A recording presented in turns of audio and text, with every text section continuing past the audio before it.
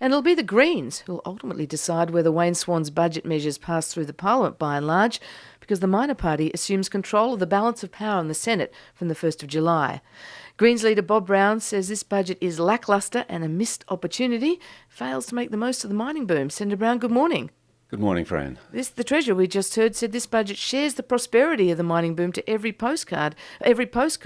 You say it fails to make the most of it. Yeah, there's some high notes, there's some low notes, but that big chord that we could be getting out of this budget in the wealthiest resource-based country on earth, where the mining companies are making massive profits and exporting a lot of that overseas, is missing.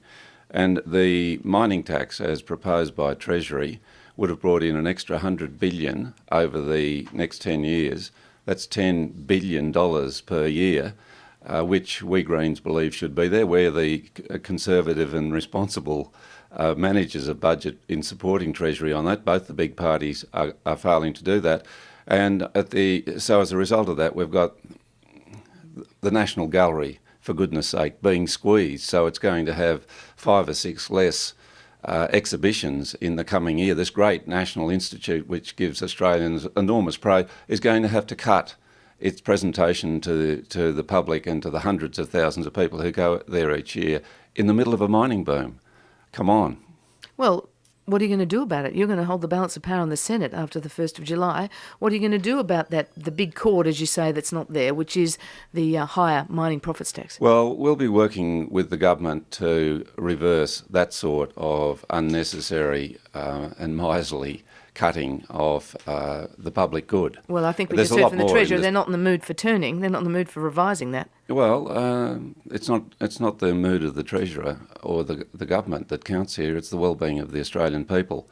And you know that there are very good breakthroughs here. You had Patrick McGorry on earlier, and congratulations to him and that sector, and to Rachel Seward, who's been an absolute advocate within the Parliament for the mental health funding that we're seeing coming out of this budget. Although the $1.5 billion in new money there, 490 odd billion, a million of that is going to have to wait until 2015.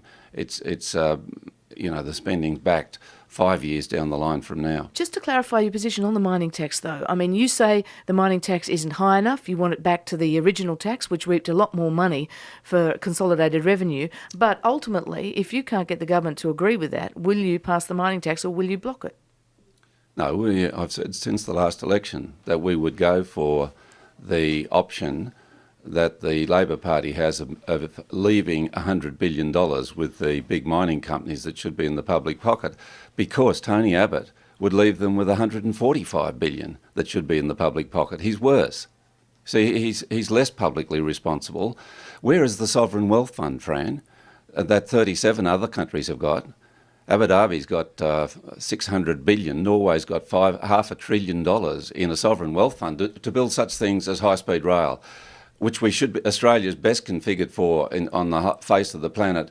But we haven't got a prospect of an early start on that, simply because the government and the opposition won't do the fair thing by the Australian people and get a fair return. A fair return. This is a Treasury recommended return. It's not some sort of green extremism, to quote the Prime Minister. It's green common sense that we get that money from the big corporations who came to town last year, spent $22 million on advertising and saved themselves $100 billion over the next decade at the expense of the average Australian household. So I think what we read into that response is that you will pass the mining tax, but you'll presumably try and do some trade-offs with the government to improve things there or somewhere else. Spot on. There's been criticism that Labor and the Greens are too close, that Labor might be in government but Bob Brown's in power is Tony Abbott's line. What measures do you claim responsibility for in this budget? Any of them? Well, Tony Abbott's not in power because he was such a poor negotiator last August when I went to see him, and he said, I'll do anything to be in government, but he didn't know quite what. And events have proved that we made the right choice there. The move towards prioritising in next year's budget dental health, there's $53 million for having interns assisted in dental health to improve the workforce there, to deliver good dental health into the future, is one that we've been working hard for. The fringe benefit tax changes so that $1 billion saved there which can go into the wider public good, is a real win. We've got a parliamentary budgetary office costing $24 million, but that's going to absolutely improve the quality of decision making coming out of this parliament for all parties. And I welcome the government's improvement in overseas aid. We're still way below the target of 0.7% of gross national product by 2015, but that is a dividend that Australia will get a big return from. The Greens are often criticised for, the critics of the Greens say you're not economically responsible. Now, you've criticised the government for increasing skilled migration, allowing 16,000 skilled migrants into the regions to fill a skills gap. How would you fill that skills gap tomorrow, next week, next month, without bringing in migrants? Well, I think there's a lot to be done to tell Australians who are skilled about the huge incomes in many cases they can get from transferring temporarily to the hotspots of mining elsewhere in Australia. We're going to look very carefully at this idea that the big mining corporations again aren't paying their fair share to skill up Australians, either through their taxation or through direct investment in that area, and now they're going to fly plane loads of people in to take potentially thousands of jobs in Australia, high-paying jobs, which Australians are not going to be able to really... I don't think they're going to be adequately prepared or facilitated to take themselves. Bob Brown, a quick non-budget question. Reports today that Greens have shelved plans to cut emissions by up to 40%, or at least it's off the agenda until you hammer out the details of the carbon tax. How much of a compromise... That's the Sydney Morning Herald catching up. Are they right? 12 months ago, we said both sides, Labor and the Greens, are putting aside targets and we're going to work towards a carbon price because we couldn't agree on it. That's why we've got a committee. That's why we're working towards a carbon price. And let me say this, without the Greens, there would be no debate on a carbon price in this national parliament in 2011. And just finally and briefly, the government wants this budget to be the circuit breaker to get the talk off carbon tax and asylum seekers and onto skills and jobs. Will it be a circuit breaker for the government?